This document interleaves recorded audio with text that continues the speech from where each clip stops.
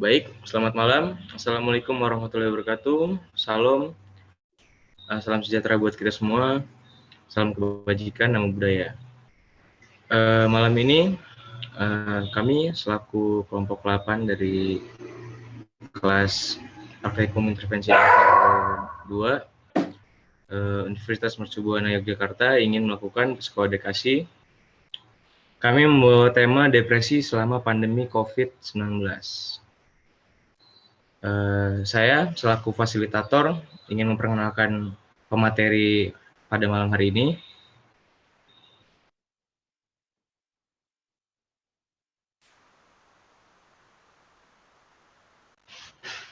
Baik, yang pertama ada Syalfahari Arfitri sebagai pemateri, ada Rizky Nur Aisyah Pratiwi, ada Hairi Varian, ada Aditya Sobitarini, ada Salsya Mairenda R, dan saya sendiri Muhammad Ramadan Nusantara sebagai fasilitator.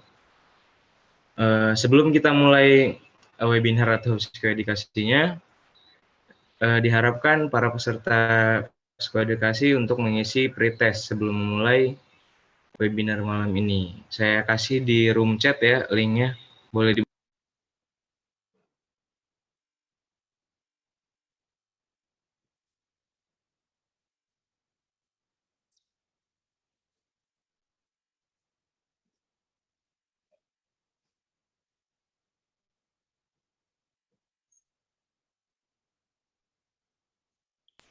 silakan para peserta mengisi registrasi dan pretest sebelum memulai webinar malam ini.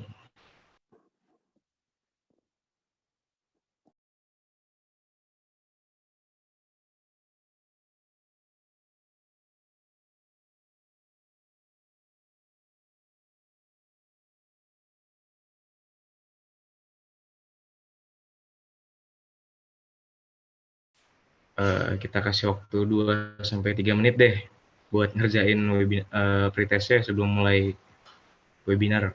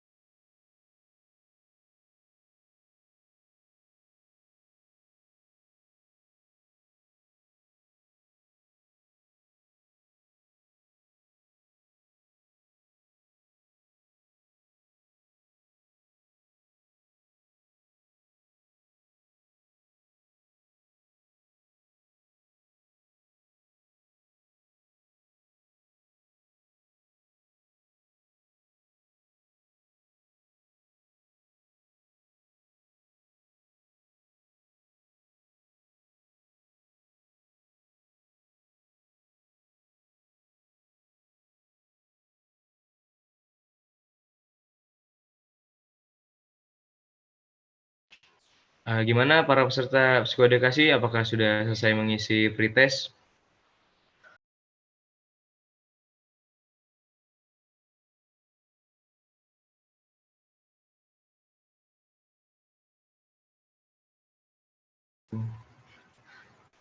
Gimana?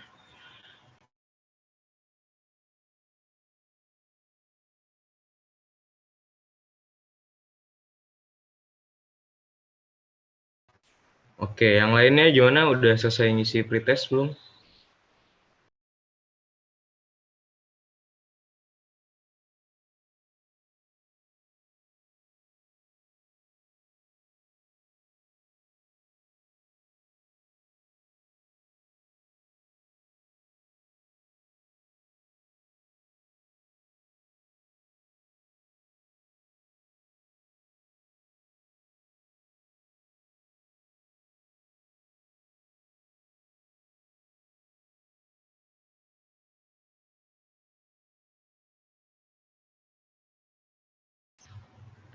Oke, kayaknya sepertinya sudah mengerjakan semua ya. PPT-nya boleh dilanjut ke slide berikutnya.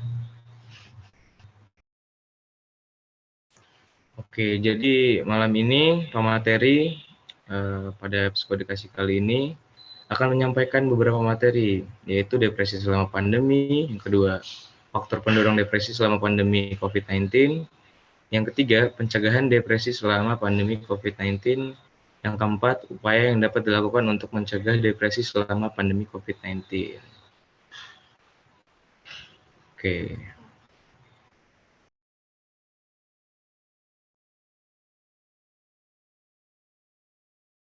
COVID-19 merupakan penyakit menular yang disebabkan oleh SARS-CoV, salah satu jenis coronavirus. Ya, penyakit ini mengakibatkan pandemi COVID-19. Banyaklah gejalanya seperti demam, batuk kering, dan kesulitan bernapas. Pandemi ini menimbulkan panik, rasa takut, khawatir, dan rasa seperti diancam gitu. Semuanya akan menimbulkan emosi dan pikiran negatif. Sehingga untuk beberapa orang mungkin berdampak kepada kesehatan mental, salah satunya depresi.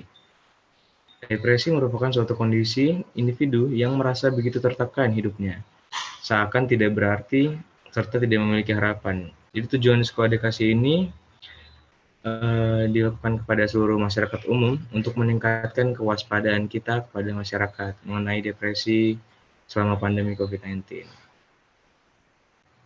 Oke, selanjutnya sesi pertama boleh kita kenalan dulu sama.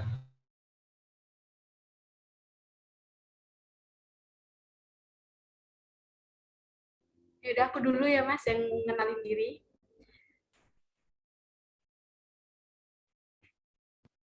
Oke, selamat malam semuanya. Perkenalkan nama saya Dita. Malam. Malam.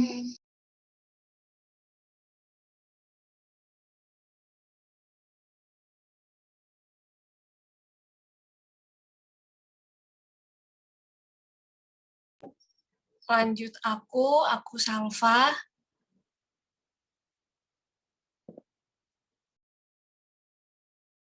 Nama aku Rizky Nuraisya Pratiwi. Nama saya Hairi Fahrian. Oke, nama saya Salsa Merinda Risa.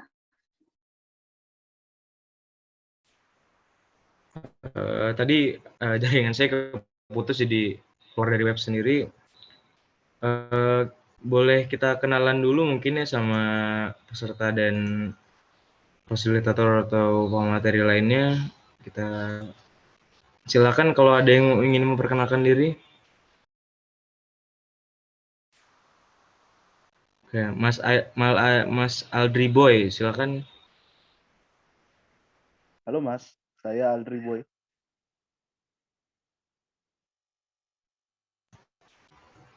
Oke, terus selanjutnya Surya Adi Putra, peserta.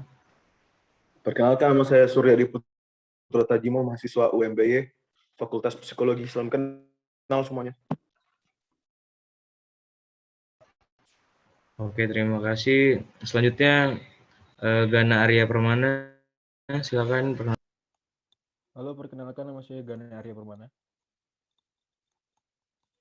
Oke, baik. Selanjutnya ada Purwananda Gomski, silakan kalau ingin memperkenalkan diri. Ya, halo. Nama saya Purwandana Gomski, biasa dipanggil Gomski. Terima kasih. Oke, terima kasih kembali, Mas. Silakan Mas Rido Catur. Halo, perkenalkan, nama saya Rido Catur. Hai. Hai, oke, Mas. Selanjutnya Mas Putra, silakan memperkenalkan diri. Halo, saya Putra, Fakultas Psikologi Mercubuana, semester akhir. Oh iya, makasih Mas Putra. Silakan Ibnu Sina Aldamara. Selamat malam, nama saya Ibnu Sina Aldamara. Saya mahasiswa Universitas Mercubuana Yogyakarta. Oke, terima kasih Mas Ibnu. Sepertinya sudah memberanikan diri semua. Mari kita mulai. Atau ada yang belum? Coba silakan memberanikan diri. Halo, nama saya Joao Antonio Melito Pereira, mahasiswa psikologi Universitas Mercubuana. Makasih. Oke, terima kasih. Masih ada yang ingin memberanikan diri? Peserta psikoedukasi silakan.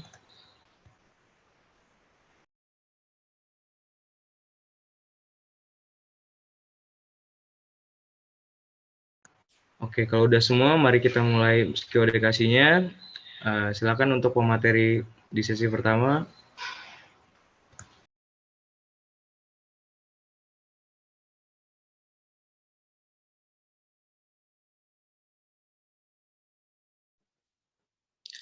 Oke, di sini aku mau jelasin mengenai depresi selama pandemi ya.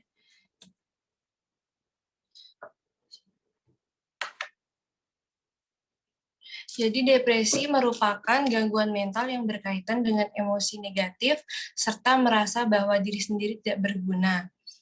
Setidaknya sekitar 322 juta orang mengalami gangguan depresi di Kesehatan Republik Indonesia. Depresi merupakan salah satu penyebab terbesar terjadinya disabilitas dengan total kerugian sebesar 1 miliar per tahun. Melihat dampaknya yang sangat besar, banyak pemerintah maupun keluarga lainnya turut berusaha untuk memberikan intervensi. Salah satunya ialah kampanye depression. Let's Talk World Health Organization tahun 2017 yang mengajak masyarakat untuk menjadi lebih sadar pada kasus depresi dan membantu para penderita mencari bantuan. Di Indonesia, khususnya di Yogyakarta, sudah ada psikologi puskesmas di Sleman dengan yang memberikan konseling juga psikoedukasi masyarakat mengenai depresi dan gangguan mental lainnya di tiap-tiap kelurahan dengan pengetahuan yang lebih mendalam. Diharapkan masyarakat akan semakin sadar pada berbagai kasus depresi dan gangguan mental. Beberapa contoh intervensi di atas merupakan bentuk psikoedukasi berbeda dengan jenis terapi lain yang terfokus pada emosi. Psikoedukasi terfokus pada kognitif dengan pemberian pengetahuan terkait gangguan mental. Hal ini didasarkan pada pemikiran bahwa individu berhak mengetahui kondisi masing-masing agar mampu merawat dirinya sendiri, sekaligus sebagai gerakan sosial untuk mengedukasi masyarakat mengenai gangguan mental. Dari dua landasan berpikir ini terciptalah psikoedukasi aktif dan pasif. Psikoedukasi aktif melibatkan berbagai macam tugas aktif seperti meditasi sehingga umumnya digabung dengan psikoterapi lain, sementara psikoedukasi pasif tidak melibatkan tugas aktif.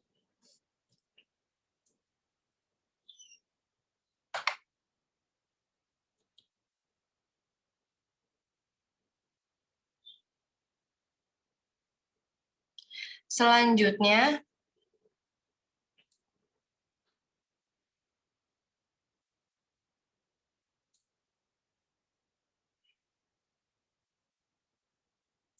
Seligman tahun 1993 mengatakan bahwa emosi yang datang di tengah ketidakberdayaan, kegagalan individu, dan datang saat individu berusaha untuk mendapatkan kekuasaan yang belum direalisasikan. Menurut Beck, depresi merupakan suatu kondisi individu yang merasa begitu tertekan, hidup tak berarti, dan tidak mempunyai harapan. Gangguan depresi merupakan jenis penyakit gangguan jiwa yang sering terjadi di masyarakat. Bahkan perempuan 2 kali lipat beresiko mengalami depresi dibandingkan laki-laki. Hal ini diperkirakan adanya perbedaan hormon, pengaruh melahirkan, dan perbedaan stresor psikososial. Berdasarkan beberapa referensi di atas, maka dapat disimpulkan bahwa depresi merupakan gangguan perasaan hati, mood yang ditandai dengan kemurungan dan kesedihan yang mendalam dan berkelanjutan sampai hilangnya gairah hidup. Kemudian selanjutnya di sini aku mau ngejelasin gejala-gejala depresi. Individu dengan gejala depresi tidak selalu mengalami gangguan depresi karena gejala depresi dapat terjadi kepada siapapun termasuk orang-orang yang tidak dapat didiagnosis menderita gangguan depresi. Beberapa tanda umum yang menandakan gejala depresi yakni adanya perbedaan gambaran emosi, kognitif, vegetatif, dan psikomotor. Menurut DSM-4, depresi adalah suasana perasaan ekstrim dan berlangsung paling tidak 2 minggu meliputi gejala-gejala kognitif seperti perasaan tidak berharga dan tidak pasti. Dan berfungsi fisik yang terganggu. Pola tidur, perubahan nafsu makan, dan berat badan yang signifikan atau kehilangan banyak energi sampai pada titik di mana aktivitas atau gerakan yang paling ringan sekalipun membutuhkan usaha yang luar biasa. Gejala depresi antara lain tidak dapat merasakan kesenangan atau kepuasan dalam kehidupan sehari-hari, kemudian adanya gangguan kognitif seperti menyalahkan diri sendiri, menyesali dirinya, dan perasaan bersalah. Merasa tidak berharga, merasa tidak tertolong, putus asa pada situasi kehidupan, merasa tidak ada harapan akan masa depan. Selain itu adanya perubahan tingkah laku yang menarik diri dari lingkungannya. Kemudian adanya perubahan fisiologis seperti berkurangnya nafsu makan dan berat badan menurut serta adanya gangguan pola tidur. Psikoedukasi terbukti efektif dalam menangani gangguan mental seperti bipolar, autisme, dan depresi. Psikoedukasi efektif dalam menangani berbagai gangguan mental tidak terkecuali depresi. Namun di Indonesia masih minim penelitian yang membahas efektivitas psikoedukasi dalam meningkatkan pengetahuan dan literasi. Walaupun beberapa penelitian mengemukakan bahwa psikoedukasi dapat meningkatkan pengetahuan mengenai depresi dan perilaku bunuh diri, maka dari itu peneliti menguji efektivitas psikoedukasi dalam meningkatkan literasi depresi. Kemudian selanjutnya akan dijelaskan oleh Dita mengenai analisis konteks dalam intervensi komunitas. Oke, cek selamat malam semuanya. Malam. Yang lain dong, masa cuma satu nih, sepi banget nih. Malam. Lagi. Malam. Oke, cukup ya. Oke. Nah, tadi kan kita udah ngedengerin penjelasan dari Mbak Syalfa nih tentang depresi itu apa gitu. Ada yang mau menjelaskan lagi nggak depresi itu apa gitu? Ada nggak? Oke.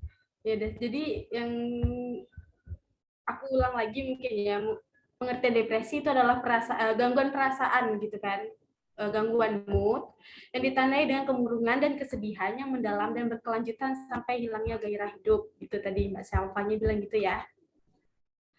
Oke, selanjutnya aku mau ngebahas soal analisis konteks.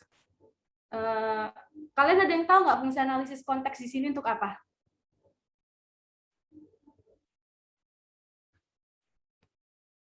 Halo.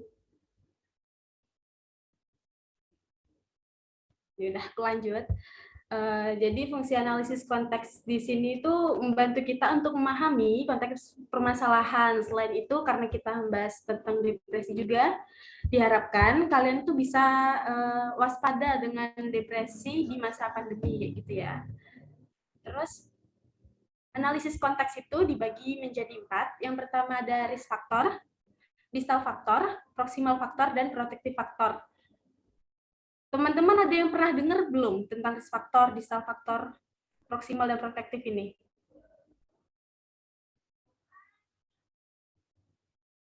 Mas Aldri mungkin pernah mendengar?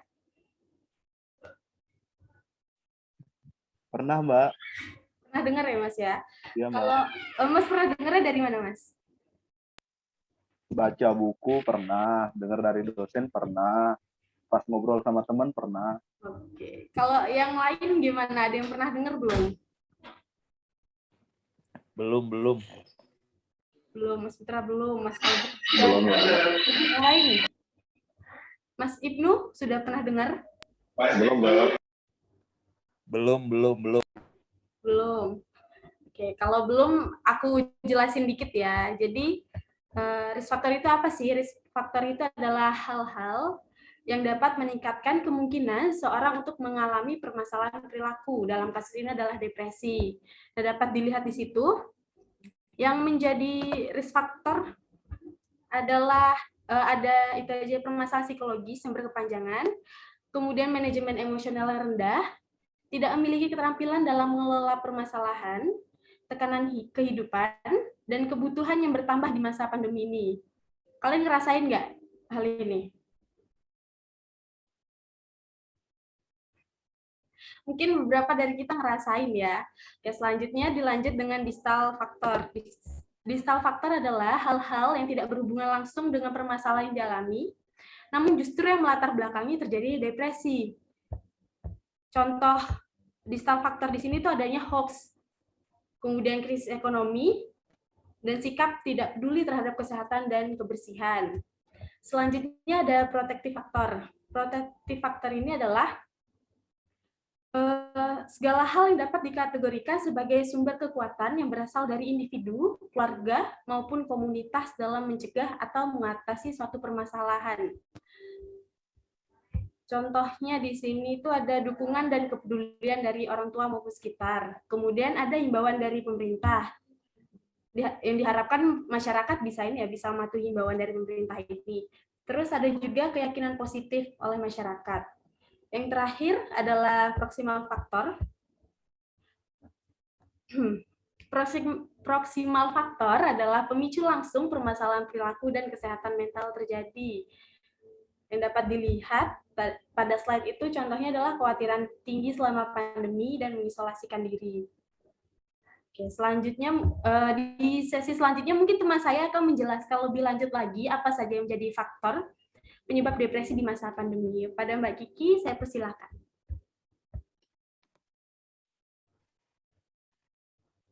Oke, saya Salsa Mairindesa. Mbak Salsa ya, bukan Mbak Kiki. Salah ya, berarti Mbak Salsa. Oke, teman-teman masih semangat ya untuk melanjutkan psikoedukasi serangkaian sesi pada malam hari ini. Oke, saya Salsa Mairindesa akan memaparkan materi dalam sesi 3 ini, merupakan materi ini adalah faktor pendorong depresi selama pandemi COVID-19. Oke. Jadi pandemi COVID-19 ini yang sedang terjadi saat ini dapat menimbulkan perasaan panik ya tentunya. Rasa takut, khawatir, dan merasakan adanya ancaman. Oke, semuanya akan menimbulkan emosi dan pikiran negatif sehingga berdampak pada kesehatan mental yang salah satunya adalah depresi ya.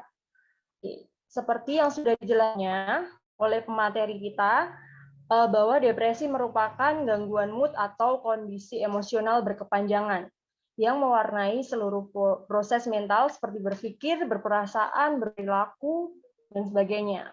Oke, kemudian akan muncul pertanyaan apa saja yang menjadi penyebab depresi di masa pandemi ini.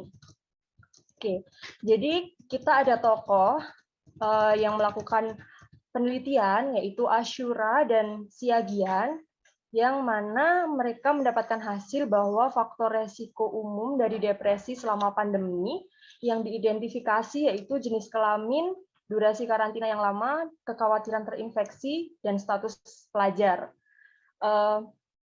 Lalu ada status kesehatan, manajemen emosional yang rendah, dan jarak tempat tinggal dari zona infeksius. Atau misalnya dekat dengan wisma atlet seperti itu ya, atau tempat karantina yang lain seperti itu. Itu semua dapat menjadi faktor-faktor yang berpotensi untuk mengakselerasi gejala-gejala depresi. Oke, terdapat beberapa faktor baik eksternal maupun internal, antara lain yang pertama adalah faktor jarak dan isolasi sosial. Ketakutan akan COVID-19 yang semuanya bisa menciptakan tekanan emosional yang serius, rasa keterasingan akibat adanya perintah jaga jarak, telah mengganggu kehidupan masyarakat, kehidupan banyak orang, dan mempengaruhi kondisi kesehatan mental mereka karena keterbatasan sosial tersebut. Selain itu, ada kedua resesi ekonomi akibat COVID-19 ini, yaitu perubahan pola kerja yang mengakibatkan berkurangnya pendapatan, juga terkait dengan pengangguran dan tekanan ekonomi yang menurun drastis. Jadi penyebab depresi selama pandemi ada beberapa di sini. Berada dalam kondisi karantina yang ketat, ini akan menimbulkan perasaan seperti diasingkan dan membuat orang-orang takut selama karantina yang dapat mendorong kegelisahan ya tentunya ya. Lalu yang kedua ada ketidakjelasan dan sedikit informasi tentang COVID-19 ini. Jadi biasanya pada tahap awal pandemi, orang-orang hanya memiliki sedikit informasi tentang alam, pengobatan, tingkat kematian, dan lain-lain yang dapat memicu rasa takut tentang organisme ini ya, COVID-19. Lalu yang terakhir ada informasi dari sosial media, di mana seputar ini akan meningkat, informasi akan meningkat dari sosial media mengenai kematian secara global yang menciptakan kekhawatiran dan ketegangan tersebut. Oke, dari saya cukup segitu saja. Akan dilanjutkan sesi 4 tentang pencegahan depresi selama pandemi COVID-19 oleh pemateri kita selanjutnya. Saya persilahkan Kak Cici. Baik, terima kasih Mbak Salsa. Di sini saya akan menjelaskan tentang pencegahan depresi selama pandemi COVID-19. Nah, yang kita tahu kan kalau masa pandemi COVID ini tidak hanya berpengaruh pada kesehatan fisik, tapi juga berpengaruh kepada kesehatan mental seseorang. Nah, aktivitas seperti kayak karantina, isolasi mandiri, menjaga jarak, itu tuh mempunyai efek terhadap kesehatan psikologis seseorang, serta bisa memunculkan reaksi seseorang terhadap pandemi itu. Nah, cara mencegah depresinya itu kita bisa melakukan terima bahwa rasa tidak nyaman terhadap kayak kegiatan itu tuh wajar dan pasti itu akan berlalu. Nah, seperti dijelaskan, pada situasi yang tidak menentu ini, perasaan cemas, takut, dan tidak berdaya adalah wajar. Kita bisa mengelola pikiran dan emosi itu dengan berpikir positif, latihan relaksasi, meditasi, dan meningkatkan spiritual kita. Namun, jika gejalanya menjadi berlebihan dan tidak rasional dan menimbulkan penderitaan, perlu konsultasi lebih lanjut untuk mendapatkan psikoterapi dan psikofarmaka. Nah, yang kedua tuh kita bisa melakukan efektifkan pola hidup bersih dan sehat, serta menjaga kebersihan tangan, olahraga, makan makanan bergizi, dan cukup tidur. Dan juga jangan lupa untuk hindari rokok dan nafza. Karena pada masa pandemi ini pentingnya kita mengikuti protokol yang sudah dibuat pemerintah dari tangan, olahraga, tidur yang cukup, dan konsumsi makanan gizi karena kita perlu. Oke, selanjutnya. Selain itu juga ada mencari informasi terkait COVID-19 hanya dari sumber terpercaya.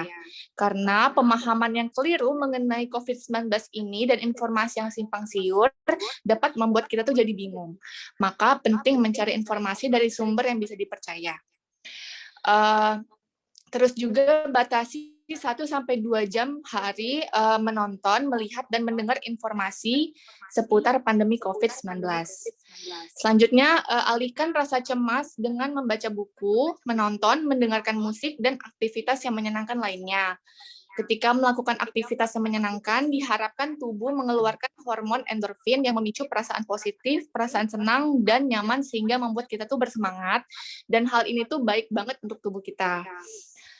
Dan yang terakhir tuh bisa menyatakan perasaan dan pikiran yang tidak nyaman kepada orang yang dapat membantu. Salah satu metode paling efektif untuk menghilangkan stres dan mampu mengapresiasikan diri kepada orang lain dan mengutarakan apa yang kita rasakan. Baik, mungkin sampai situ saja penjelasan dari saya, akan dilanjutkan oleh teman saya, Mas Rian. Terima kasih. Oke, baik. Di sini saya akan menjelaskan tentang upaya yang dapat dilakukan untuk mencegah depresi selama pandemi COVID-19. Seperti yang sudah dijelaskan sebelumnya, depresi itu adalah gangguan suasana hati atau yang kita kenal dengan kata mood. Tujuan upaya pencegahan depresi antara lain menghindari pemikiran negatif yang akan merugikan diri sendiri dan orang lain. 2. Menemukan tujuan dan motivasi. 3. Membantu menemukan solusi dalam permasalahan agar tetap produktif di saat pandemi. 4. Menemukan kegiatan baru agar tidak bosan dan stres.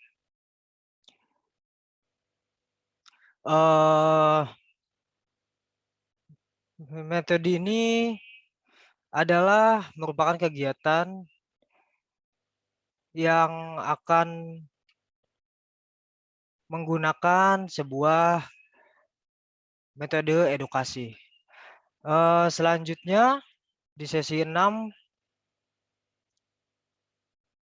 akan dilanjutkan oleh teman saya.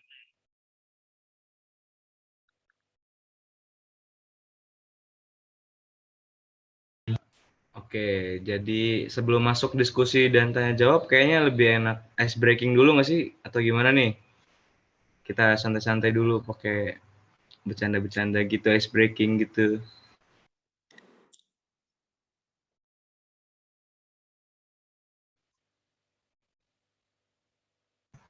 Kita mau langsung mulai dulu nih diskusinya nih. Gimana yang lain pemateri?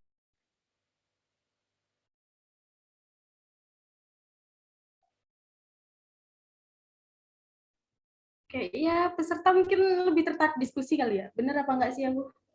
Iya, diskusi. Lanjut diskusi aja berarti nih. Gimana peserta yang lain kira-kira? Diskusi aja langsung ya.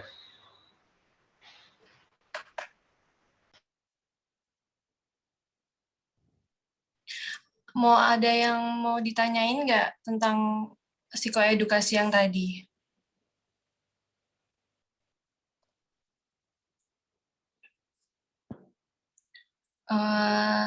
Mas Putra mungkin?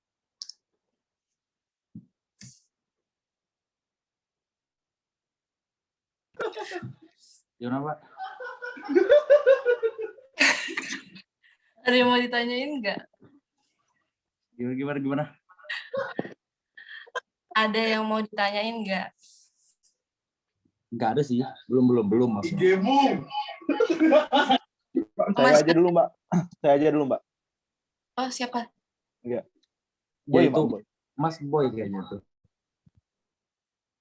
Tadi kan Mbak ada ngejelasin tentang psikoedukasi yang aktif sama yang pasif. Yang aktif kan ada Mbak jelasin tuh, paparkan gimana prosedurnya. Sementara yang pasif tadi itu nggak disampaikan, Mbak. Kira-kira gimana ya psikoedukasi yang pasif berarti ya, yang tidak aktif?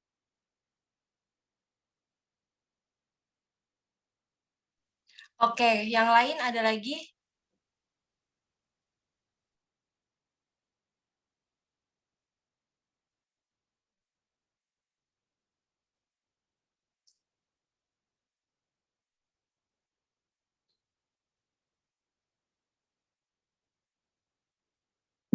Nggak ada ya? Ya udah aku jawab semampu aku ya.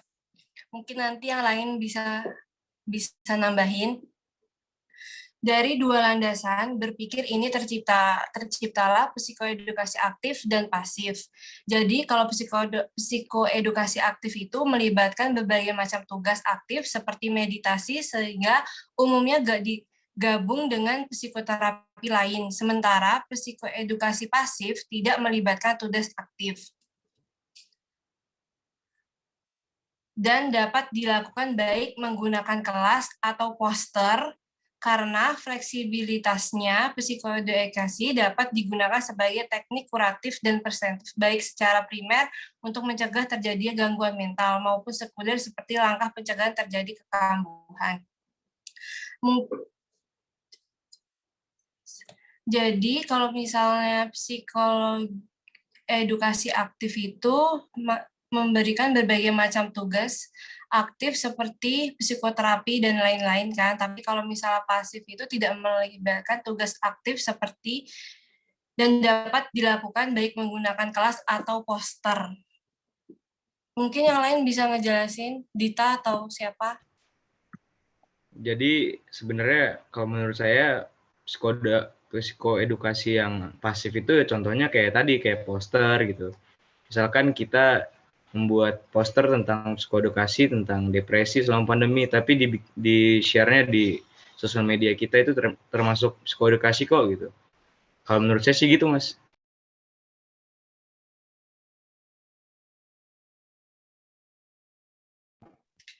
Ada yang tanyain lagi, Mas Boy? Itu kan tadi maksudnya Mbak secara teoritis ya kan itu udah jelas kalau Mbak jelasinnya tuh itu udah konkret. Selain misalnya poster atau yang lainnya Mbak, mungkin ada contoh konkret lainnya yang pernah Mbak laksanakan atau sama teman-teman yang lainnya selama melaksanakan kegiatan ini, contoh konkret lainnya. Kalau ada aja sih Mbak, kalau misalnya masih belum ada ya saya juga dari kelompok Mbaknya.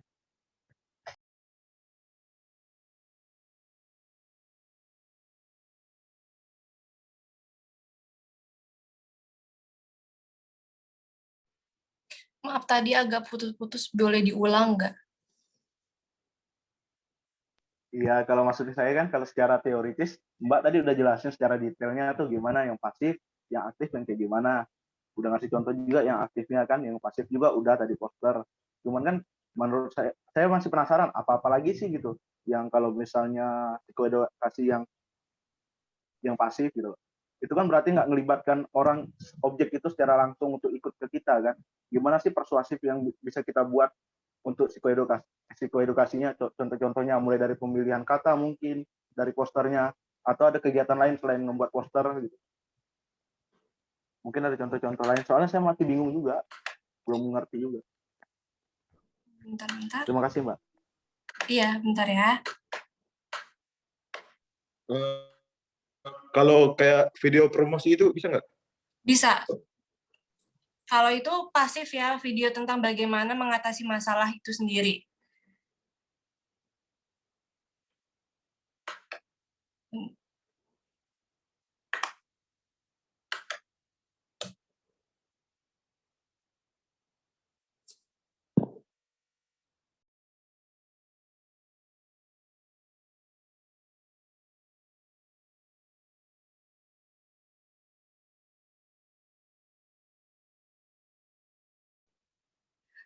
Mas Boy, aku save dulu ya pertanyaannya. Yang lain dulu coba ada nggak? Baik Mbak, terima kasih.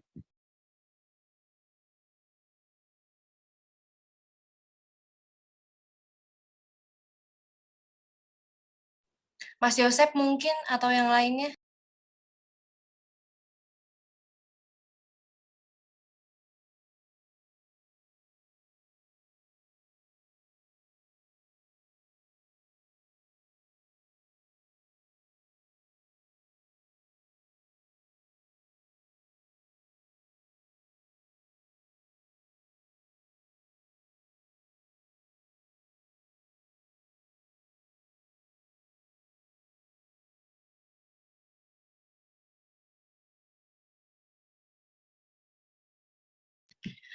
Yang lain ada nggak ya? Kok pada diem-diem? Mas Rio Catur mungkin?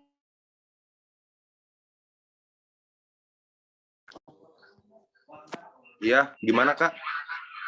Pertanyaan nggak?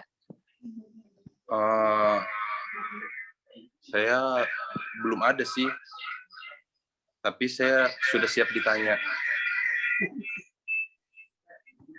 Yakin Mas siap ditanya Mas? Tanya. Udah aku tanya gimana Mas? Kalau aku tanyain sekarang, bisa? Gimana pertanyaannya? Oke, jadi kan tadi kan aku sempat tuh ngejelasin ada proximal faktor ya. Salah satunya itu ada kekhawatiran tinggi selama pandemi. Nah, menurut Mas tuh kenapa kekhawatiran tinggi selama pandemi itu bisa menjadi salah satu penyebab seseorang tuh mengalami depresi gitu. Oh, ya. Jadi menurut saya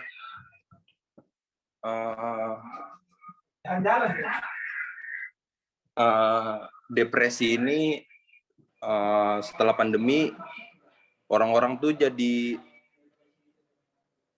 sulit mendapat pekerjaan, terutama pada bagian yang terdampak ini kan nggak cuman pendidikan, pasti ekonomi juga. Jadi yang kena itu bukan cuman mahasiswa aja, jadi kalangan orang-orang yang berusia menengah ke atas, jadi mereka kena juga dalam dampak ekonomi. Pasti itu buat mereka jadi otomatis pasti stres lah, bahkan itu sampai bisa jadi depresi gitu. Kalau menurut saya kayak gitu ya, yang terdampak pada bagian ekonomi.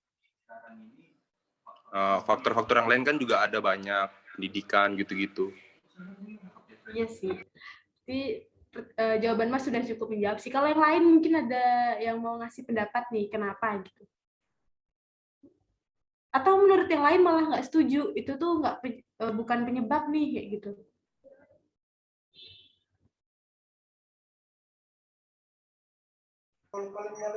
Halo teman-teman. Ya, halo. Saya bentar.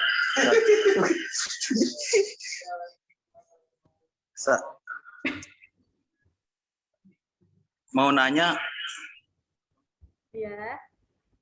menurut teman-teman semuanya, di posisi pandemi yang seperti ini, faktor ekonomi itu termasuk nggak sih ke dalam bentuk ekspresi tadi? Kalau menurut kami tadi juga sudah sempat menjelaskan ya Mas ya, termasuk krisis ekonomi ya gitu kan, menjadi salah satu penyebab depresi. Krisis ekonomi kan bukan kayak penyebabnya mungkin juga karena terjadi PHK kayak gitu kan, orang bingung nih kebutuhan sehari-hari ini masih ada, masih banyak kayak gitu, ditambah di masa pandemi tapi kena PHK, jadi mengalami krisis ekonomi, terus dia jadi kepikiran banget gitu, akhirnya stres, depresi tadi gitu Mas. Oh, itu termasuk depresi dalam bentuk gimana, Mbak? Maksudnya depresi dalam bentuk gimana? Tadi bukannya ada yang 4 bentuk tadi ya? Iya. Nah, termaksudnya kemana? Bentuk tadi itu bisa masuk ke apa tadi? Oh, benar. Masuknya tadi ke distal faktor, Mas. Gimana, Mbak? Putus-putus ya? Di distal faktor, yang krisis ekonomi. Oh, ya udah Mbak, bentar saya ini lagi. Saya pahamin dulu ya, Mbak. Oke. Makasih, Mbak. Ya, sama-sama. Ada lagi mungkin yang mau bertanya?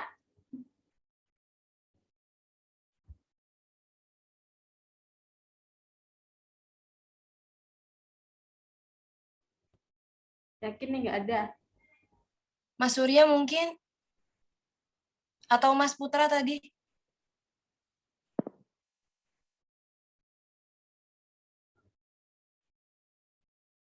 Seperti teman-teman udah pada paham ya, kayak depresi itu apa, kayak gitu. Upaya-upayanya mungkin tadi sudah cukup jelas nggak teman-teman?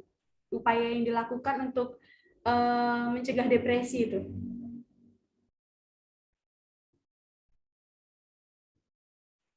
Halo.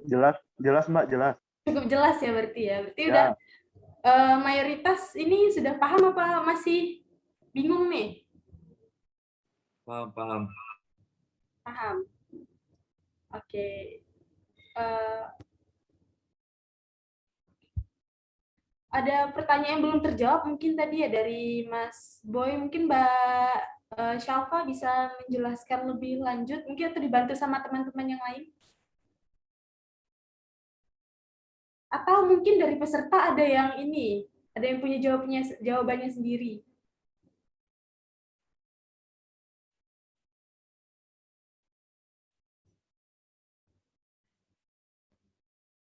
Bagaimana?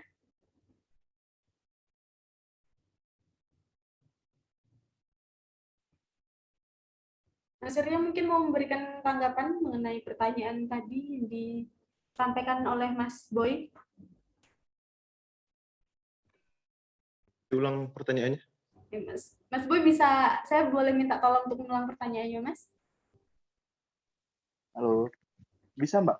Tadi kan udah dijelasin secara aktif sama secara pasif tadi. Gimana sih psikoedukasi secara aktif dan pasif? Kalau secara definisi atau secara teoritis itu udah jelasin. Dan contoh yang yang aktif juga udah. Tapi tadi kan pas di pemaparan materi yang pasifnya nggak dijelasin secara lebih rinci gitu kan. Saya nanya apa contoh-contohnya, dikasih satu contoh kan poster. Tapi saya masih kayak apalagi sih gitu loh, pengen tahu aja gitu loh Mbak, apa-apa aja contoh-contoh edukasi pasif ini, apa harus cuma dilakukan sama orang-orang psikologi atau orang-orang umum juga bisa ikut ambil andil gitu loh, untuk kemajuan bersama kan apa salahnya? Oh iya Mas, gimana Mas Surya? Kalau apa tadi itu yang saya bilang itu kan apa video promosi? Nah ya itu Itu kan termasuk juga kan? Iya. Ya, Nah, terus kalau untuk yang apa, apakah semua orang bisa ikut terlibat dalam psikoedukasi itu juga saya masih belum terlalu paham. Apakah memang ia bisa atau anak-anak psikolog saja, anak-anak psikologi yang boleh?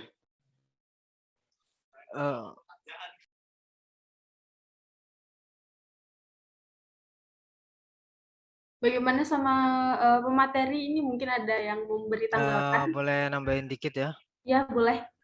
Sebenarnya enggak sekedar anak-anak psikologi atau orang-orang yang belajar psikologi sih. Terutama kayak kita sekarang kan media sosial udah di mana-mana tuh, video dan lain-lain, ada brosur dan lain-lain di mana-mana. Contohnya YouTube deh, orang interview dan lain-lain. Mereka ada beberapa kejadian yang punya masalah tentang mentalitas gitu. Mereka interview di situ, mereka jelasin di situ. Setidaknya ada 1-2 orang dari 10 orang gitu, pasti ada yang nangkap tentang hal-hal yang kayak gitu. Itu kan secara tidak langsung juga gitu. Cuma itu sih. Gitu Mas Surya, gimana? Bisa dipahami? Berarti untuk psikoedukasi itu tidak terbatas hanya untuk satu kalangan atau tapi semua orang terlibat begitu? Iya Mas, menurut kami seperti itu. Paham.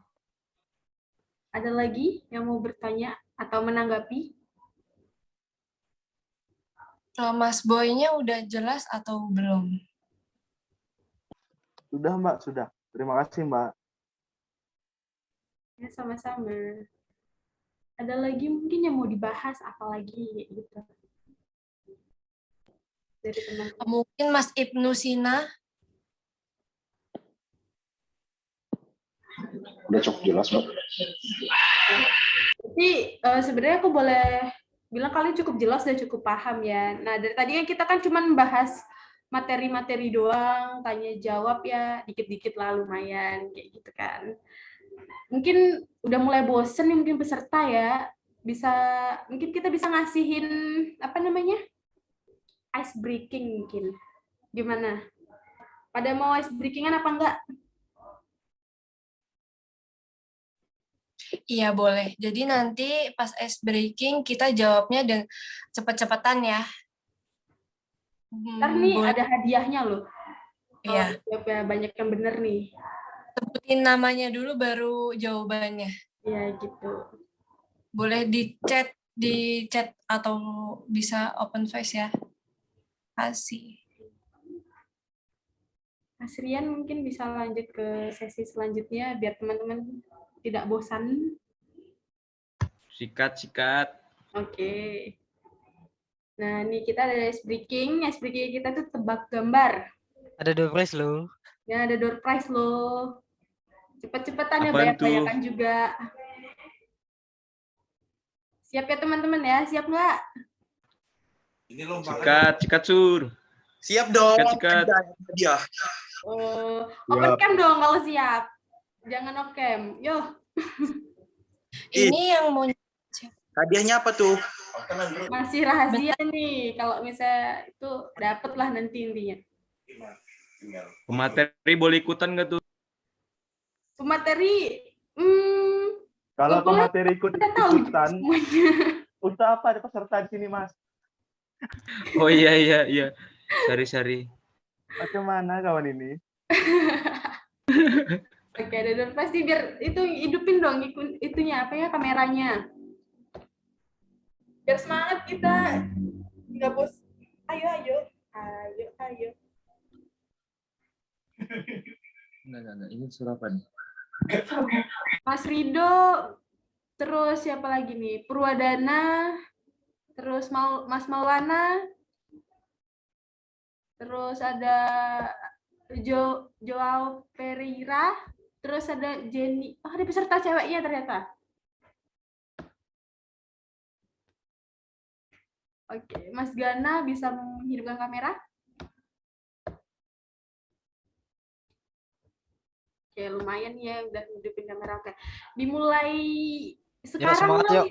Iya, dimulai sekarang Mas. Udah pada nggak sabar nih biar mau dapat hadiah.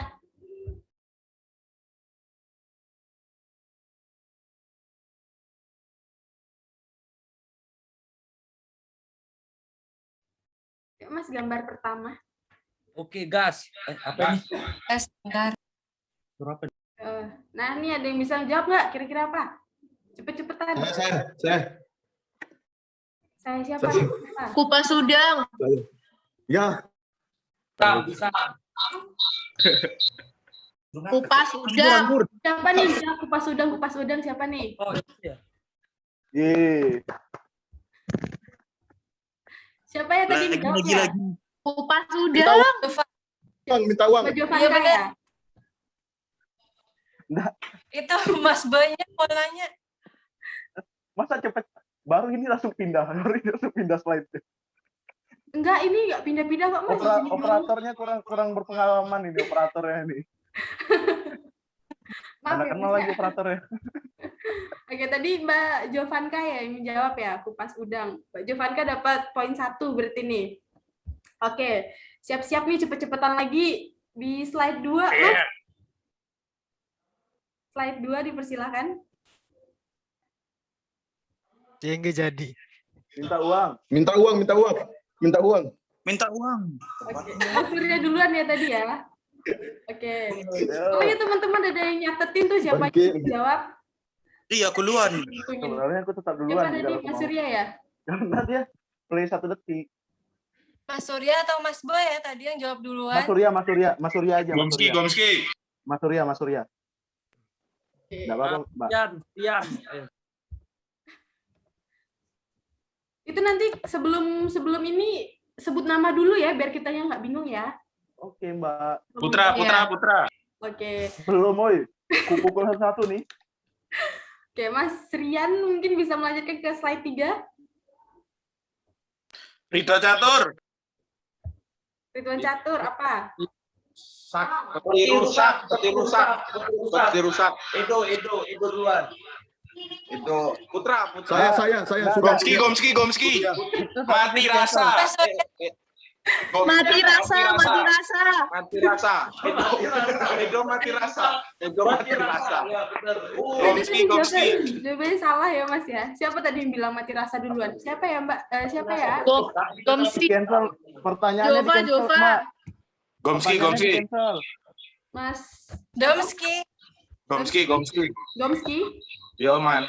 Oke, Mas Gomski sekarang 1 ya. Oke. Selanjutnya, Mas Rian mungkin bisa menunjukkan Surya. Rumah susun. Rumah tangga. Enggak, Mas Suri. Sebelum ngejawab sebutin nama dong. Terbingung. 1808. Jova, rumah tangga. 1708. Role play-nya belum jelas dari awal. Siapa guys? Mbak Syalfa, siapa Mbak? Siapa yang jawab duluan tadi? Tadi duluan. Bingung. Nama. Yang menang hadiahnya dapat pernikahan ya, Mbak? Putra ya? Atau Boy? Kayak aku, benar. Kurang ajar. Mas, kurang ajar. Putra ya. Sesat nih. Orang gue yang jawab. Oh, Jova. Oke, Jova nih. Oke, Mbak Jova dapat satu lagi. Oke. Halo. Ini kita sebut nama dulu baru jawab. Jangan ini dulu ya. Jangan jawab dulu baru sebut nama. Oke. Oke. Yuk, cepat, dah tahan nih, Oke, cepat. Mas Rian yuk, selanjutnya yuk. Nggak sabar. Cepat. Boy.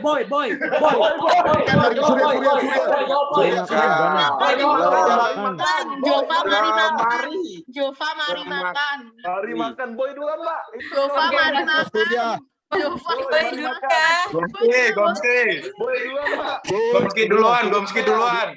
Saya lift nih, Mbak. Lemarinya dicoret tuh. Mari makan. Gomski duluan. Gomski duluan. Nggak bisa Gomski duluan. Mau kububarkan ini, weh. Jova duluan. Gomski duluan. Jova duluan. Keluar, weh. Gomski. Boy, ladies first. Mas Rian Rian duluan ini tadi. Mas Rian siapa tadi? Jadi kita pacaran, boleh? Duluan Mas Rian. Aku duluan.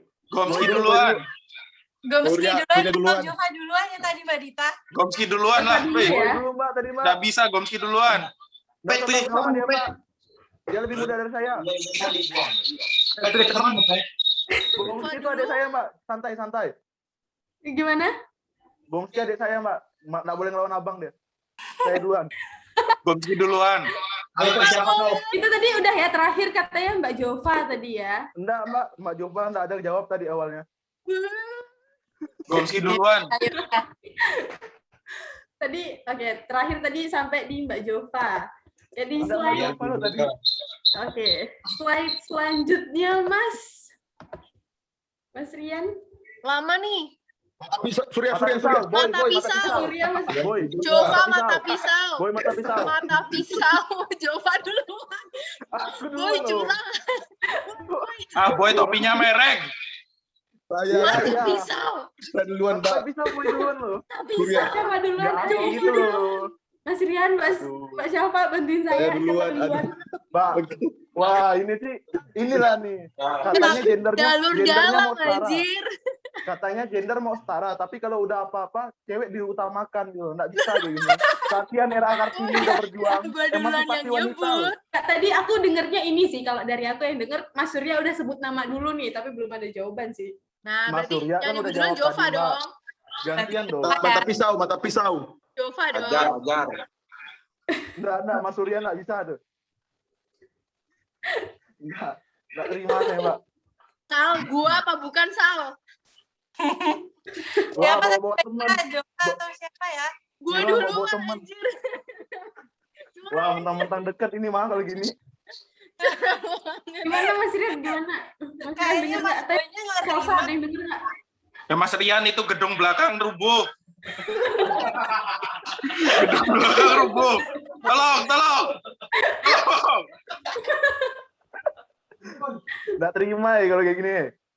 Aduh, siapa nih? Siapa? Gomski. Dah. Sebenarnya kalau aku mau jawab dan tadi tinggal kuliah Gua dulu. duluan.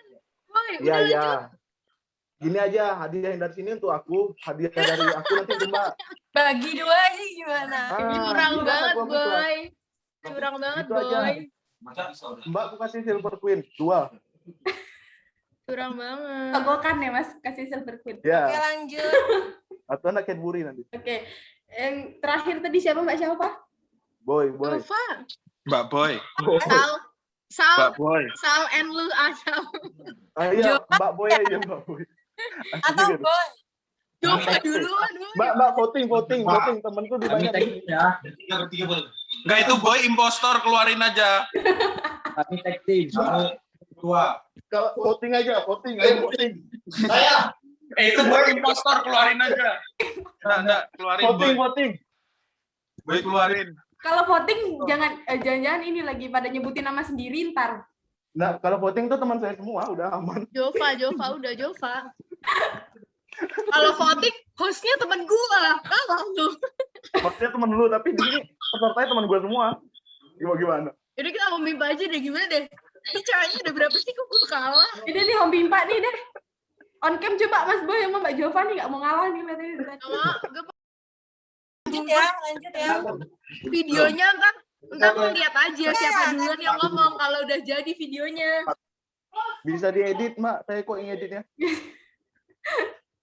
Ya atau yang tadi ini aja deh, kita skip ya, kita anggap hangus gitu ya. Ya udah gue ngalah deh, gue ngalah sama cowok yang namanya Mas Boy. Oh, Boy aja deh buat Boy, nggak apa-apa cuma 1 poin.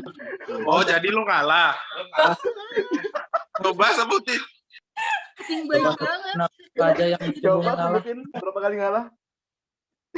Goblok. Gue ngalah sama cowok yang Parah dia. nih Mas Boy, gimana nih? Nggak Udah dah apa-apa, buat boy aja. Cuman 1 poin mah. Udah dah buat boy aja. Kalau nggak Cewek sebut nama dulu boleh ini kali pakai apa tuh yang angkat tangan itu juga boleh deh. Kelamaan pakai angkat Ya. tangan. Sebut nama aja. Ya udah sebut nama. Mas Rian bisa slide selanjutnya, Mas. Sebut nama dulu. Buruan Rian. Ya. Boy. Surya. Ya Mas Surya. Ya, Surya. Surya. Apa? Surya. Nasib buruk. Buruk, Nasib Joko buruk. nasi buruk. Mas Surya dulu aja tadi ya. Mas Surya ya, Mas Surya ya. Oke. Mas Surya Duh. dulu. Perasaan gue yang ngomong duluan dah. Mas Surya dulu enggak. Oke, ini slide terakhir nih, rebutan dah. Ini ada slide terakhir, sebut nama dulu baru jawaban. Ya. Apa kok? Oke. Mas Rian bisa di slide selanjutnya. Aku ya. Iya. Ini terakhir ya? Ya. slide Benar-benar rebutan ya. Tuh. MR nasi basi. Nah. Bukan. Boy. Surya. Lebut Haki. Ya, Surya. Iya, Der. Nasib buruk. Oh iya, nasib buruk. Gomski. Iya, Domski. Lebih baik. Dulu ya. Lebih baik. Udah sana ambil lagi. Benar. Itu tadi udah ya. Gomski. Oke, ya udah. Lebih baik. Jawabannya apa? Mas Surya. Iya, lebih baik. Lebih baik. Iya. MTN hilang. Surya ya. Lebih Coba Mbak baik. Syafa. Mati. Oh iya, MTN di tengah. Udah ya. Oh iya, lebih baik. Oke. Gomski. Slide terakhir. Tadi terakhir Mbak Syafa dengarnya siapa, Mbak? Gomski. Mas Gomski ya? Ya. Oke. Tuh, Mau saya ini dihitungin dapat. nggak skornya? Atau nggak usah? Nggak usah, Mbak. Nggak usah. Udah Iya. tutup, udah malam. Tutup udah malam. Masih. Baru jam 9 kurang ini, belum malam. Enggak dipilih kita. Oke. Penutup. Oke. Jadi sesi kita hari ini udah selesai. Teman-teman, terima kasih sudah menyempatkan diri untuk hadir, bersedia hadir juga. Udah kelar ya hadiahnya itu. Udah, Mas. Mau Kenapa nambah Mas? lagi? Masih mau sampai malam. Ini kan tadi jawabannya ada yang seri. Coba aku mau nanya satu pertanyaan, itu fix hadiahnya buat dia ya. Tadi ada Jova, ada siapa? Surya, sama Mas Boy. Mas Domski, deng. Gomski aja, Mbak. Adik saya tuh. Abang saya. Mereka. Udah amat, Boy. Tadi kan pertanyaannya Mas Mana poin aku kasih ke Gomski aja. Mas Yosep. Yosep Firdaus. Mana Yosep? Oh, Sep ya. Mengenai krisis ekonomi. Nah, krisis ekonomi itu masuknya di faktor apa? Distal faktor, protective faktor. Dua lagi. Saya. Sabar. Surya. Iya, apa? Distal faktor. Apa? Distal faktor. Salah. Dis. Dikik dari Zoom. Dikik dari Zoom. Salah. Diskualifikasi. Ekonomi itu masuknya di mana? Distal, risk. Distal. If Itu udah atau jawab, Mbak. siapa? Mas Surya udah jawab itu. Salah lagi jawabannya. Bener. Ya udah berarti hadiahnya buat Mas Surya ya. Ya elah, Sang. Selamat. Bagi-bagi. Selamat Mas Surya. Bagi aman. Wah, hadiahnya jadi Surya 16 itu. Surya 16 beli 2. Aman nanti bagi-bagi. Oke. Oke. Ini mau pada pulang nggak ya? Ini udah mau diakhiri loh. Kalian masih debat aja. Mas, Pulang nih bungkus pokoknya. Ini jangan lupa setelah ini kita akan mengirimkan ini ya link post test. Teman-teman diisi ya. Jangan lupa ya. Tolong diisi link post testnya ya, apalagi Mas Surya nih yang dapat hadiah, silakan post testnya dan lembar kerjanya nanti ya. Mbak Salva. Rido salam Rido. Mana Rido tadi? Link post testnya ada di room chat. Ada di room chat ya. Cangcimen. Gak masuk grup. Sal, kagak masuk grup. Grup di room chatnya nggak ada. Nggak ada. Kagak ada. Ada. Oh ya udah, nanti biar kita chat ke Mas Rian, Mas Ramdon, sama satu lagi Jova dari aku ya. Ya. Tolong diisi sama lembar kerjanya ya teman-teman. Terima kasih. Oh, udah boleh keluar. Ayo ngopi. Goodbye Mbak, abang-abang. Keluar. Terima kasih teman-teman. Terima kasih ya Mas.